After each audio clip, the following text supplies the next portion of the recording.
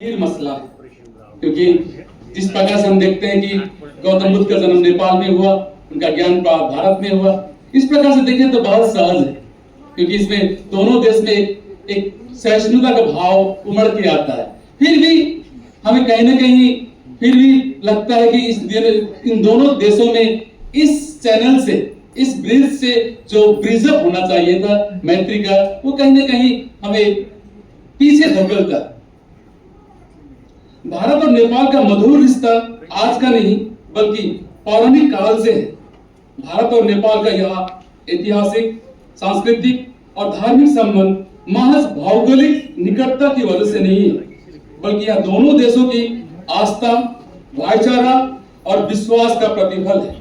क्योंकि हम जिस प्रकार से भारत और नेपाल सटे हुए हैं, आज से नहीं है। हमारे जनपद महाजनपद काल जब राष्ट्रों का निर्माण हो रहा था भारत में, उस समय से ही नेपाल का अधिकतर अंश भारत में, भारत का अधिकतर अंश नेपाल में, इस प्रकार से हम जुड़े हुए थे। महाजनपद का प्रादुर्भाव, जिस प्रकार से 1600 महाजनपद का प्रादुर्भाव हुआ हमारे देश में, जो 6th सेंचुरी बीसी में गौतम बुद्ध और महावीर जैन के समय में हुआ था। कौशल देश में वर्तमान शाक्य गणतंत्र का होना अपने में ही दोनों देशों के पूरक बनाता है, क्योंकि गौतम बुद्ध का जन्म हम लोग कहते हैं शाक्य वंश में हुआ था। शाक्य गणतंत्र जो लुम्बिनी उस समय में कपिलवस्तु का एक छोटा सा अंश था, और ये सारे जनपद मिलके कौशल महाजनपद बनते थे जो बिहार में अवस्थित है। तो इन दोनों में उस समय के एक महाजनपद में होना एक दूसरे के ऊपर पूरक कहते हैं हम लोग। कालक्रम में विभिन्न राजवंशों के समय जिस प्रकार दोनों देशों के बीच में मैत्रीपूर्ण संबंध उभर के आए हैं, और वैसे तो भारत और नेपाल की सांस्कृतिक विरासत पर चर्चा करने के लिए बहुत सारे आयाम उपलब्ध हैं, लेकिन उनमें से सबसे महत्वपूर्ण आयाम बौद्ध धर्म को माना जाना चाहिए। क्योंकि कालखंड में जिस प्रकार से महाजनपद काल में से प्रसन्नजीत, अजातशत्रु, उसके बाद मौर्य वंश, उसके बाद आपका सम्राट अशोक और कनिष्क के समय में जिस प्रकार से नेपाल के साथ जिस प्रकार मैत्रीपूर्ण संबंध रहा, वो बाद में बताऊंगा थोड़ा सा मैं आपको। लेकिन जिस प्रकार से मैत्रीपूर्ण संबंध रहा और नेपाल से जिस प्रकार आयात निर्यात की व्यवस्था हो रही थी, जिससे हमें एक उस समय आज से लगभग 2300 साल पहले भी उसी प्रकार का संबंध दिखाया जाता है।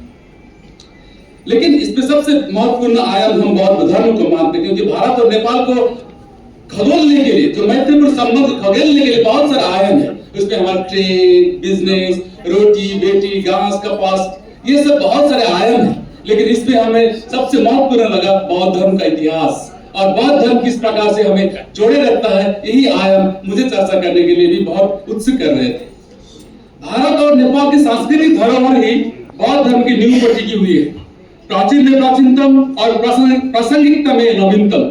क्योंकि जिस प्रकार से भारत और नेपाल के सांस्कृतिक जो धरोहर है, जिस प्रकार से लुम्बिनी, जिस प्रकार से बौद्ध गया, जिस प्रकार से शाक्य वंश, शाक्य गणतंत्र और कुशीनगर और सारनाथ, ये जो धरोहर, जो सांस्कृतिक धरोहर है, जो प्राचीन में बहुत प्राचीनतम है। जिस प्रकार जिस समय इतिहास लिखा जा रहा था, हम लोग मानते हैं कि भारत के इतिहास लगभग 3rd सेंचुरी बीसी में डॉक्यूमेंटेशन शुरू हुआ। उससे पहले हम लोग मौखिक भाषा में बात करते थे, ओरल लिटरेचर, उसके बाद से लिखना शुरू हुआ। उसी काल से इन जगहों पर से हमारे भारत नेपाल मैत्री संबंध का प्रगाढ़ होना शुरू हो चुका था, क्योंकि प्राचीन प्राचीनतम, और आप हमें पता ही है जिस प्रकार बौद्ध धर्म की प्रासंगिकता है। और अभी के समय में चाइना, जापान, जिस प्रकार से सॉफ्ट पावर के रूप में उभर के आ रहे हैं, नवीनतम, तो ये इस प्रकार से प्रासंगिक है। बौद्ध धर्म का प्रारंभिक इतिहास को जानने के लिए भारत में राष्ट्र गठन प्रक्रिया को समझकर महाजनपद का उत्पत्ति और उसमें सम्मिलित जनपद को स्थान निर्धारण करना है। उसी में हमारा शाक्य गणतंत्र आता है, कोसल आता है, मगध आता है। गौतम बुद्ध का जन्म 563 ईस्वी में लगभग ईसा पूर्व में पिता शुद्धोधन और माता माया देवी के यहाँ लुम्बिनी ग्राम में शाक्य वंश में हुआ था। शाक्य गणतंत्र जो कपिलवस्तु जनपद का अंश था, जो वर्तमान में नेपाल में स्थित है, और ये सब कौशल महाजनपद के अधीन आते थे। इसका मतलब भारत नेपाल के मैत्रीपूर्ण संबंध का आगाज यही से हुई। महाजनसुत्त आचार्य भृत्य सुत्त, अशोक घोष रचित बुद्ध चरित, ललित विस्तार सुत्त, निदान कथा और जातक कथा इन घटनाओं को पुष्टि करती है। क्योंकि अभी वर्तमान समय में जिस प्रकार से विवाद उठ रहे हैं कि गौतम बुद्ध का जन्म इसी सदी में हुआ था, इस समय हुआ था, बहुत से विवाद उठ रहे हैं क्योंकि उनके हिस्टोरिकल एग्जिस्टेंस के ऊपर बहुत प्रश्न खड़े कर रहे हैं। लेकिन इसके अलावा गौतम बुद्ध के जन्म की पुष्टि मौर्य सम्राट अशोक निर्मित धर्म स्तंभ से पाया जाता है, जो अशोक के 2200 साल में लुम्बिनी ग्राम में भ्रमण करते समय उन्होंने स्तंभ खड़ा किया था, जो ब्राह्मी भाषा में लिखा गया था और उसमें लगभग 4 से 5 लाइन लिखा गया था। उसमें एक लाइन हीदा बुद्ध जाते शक्य मुनि थी।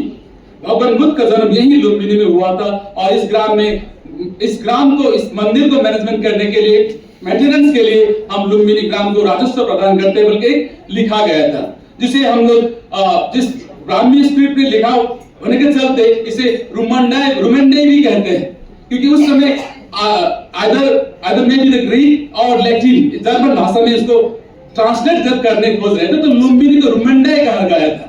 तो लुम्बिनी तो ही रुमंडे है। सो जो स्तंभ धर्म स्तंभ है उसको हम लोग रुमंडे कहते हैं। सो इस भगवान बुद्ध का जन्म यही लुम्बिनी और इसका ट्रांसलेशन ये है, इससे प्रमाणित होता है। ये लिखा गया था ई हलजर्स इंस्क्रिप्शंस ऑफ अशोका।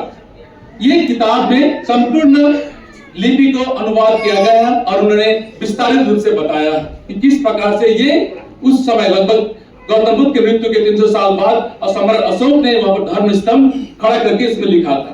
स्वयंभू पुराण के अनुसार भगवान बुद्ध अपने जीवन काल में ही नेपाल भ्रमण किया और स्वयंभू पुराण और नेपालम अनुसार भगवान बुद्ध स्वयंभू में कुछ दिनों का प्रवास